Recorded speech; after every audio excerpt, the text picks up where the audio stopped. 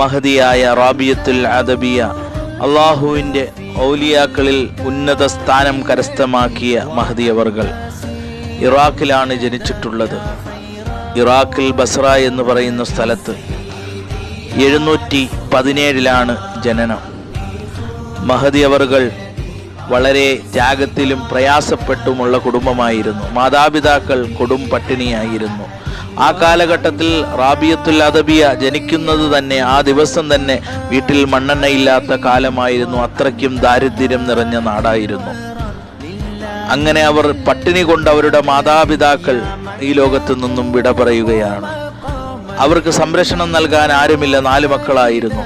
അതിലെ ഈ റാബിയത്തുൽ അദബിയായ അടിമൽ ചന്തയിൽ കൊണ്ടുപോയി അടിമയായി ഒരു രാജാവിന് യജമാനന് വിൽക്കുകയാണ്. ആ നാട്ടിലെ പ്രമാണിക്ക് വിൽക്കുകയാണ്.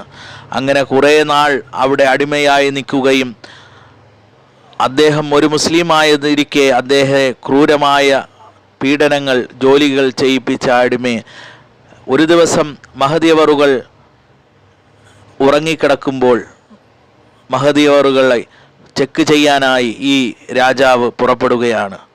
ആ റൂമിൽ ഒരു ഹോൾ വെച്ചിട്ടുണ്ട്. എൻ്റെ അടിമകൾ എന്തു ചെയ്യുന്നു എന്ന് ചെക്ക് ചെയ്യാൻ എന്നും രാത്രി നടക്കാറുണ്ടായിരുന്നു.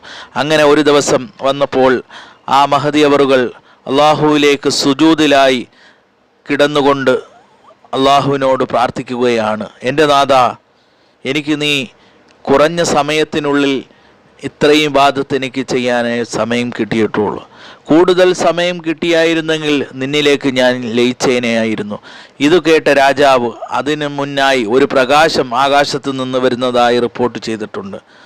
അള്ളാഹു ആലം. എന്തായാലും മഹദിയവറുകൾ അവിടുന്ന് പിറ്റേ ദിവസം രാവിലെ രാജാവിൻ്റെ സന്നിധിയിലേക്ക് വരികയും അദ്ദേഹത്തിൻ്റെ രാജ്ഞിയുടെ അടുത്ത് പറയുകയും, ഞാൻ ഇന്നു മുതൽ ഇവളെ ഞാൻ മോചിതനാക്കിയിരിക്കുകയാണ്. കാരണം അവർ അള്ളാഹുവിനെ ഇഷ്ടപ്പെടുന്നുകൊണ്ട് ഞാൻ ഈ അടിമയിൽ നിന്നും മോചിപ്പിച്ചുകൊണ്ട് അവർക്ക് ഇവിടെ വേണമെങ്കിൽ ഇവിടെ നിൽക്കാം, അല്ല മറിച്ച് നിനക്ക് ഇവിടെ ഏത് ലോകത്ത് വേണമെങ്കിലും നിനക്ക് പോകാം. അങ്ങനെ അവർ അള്ളാഹുവിൽ ആ സന്തോഷത്താൽ അള്ളാഹുവിലേക്ക് ദുആ ചെയ്തുകൊണ്ട് അള്ളാഹുവിലേക്ക് പ്രണയിക്കുകയായിരുന്നു.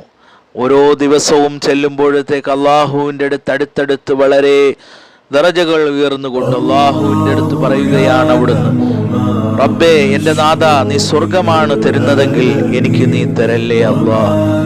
നരകമാണെങ്കിൽ എന്നെ നീ അതിലിട്ട് കരിച്ചു കളയണേ എൻ്റെ നാഥ.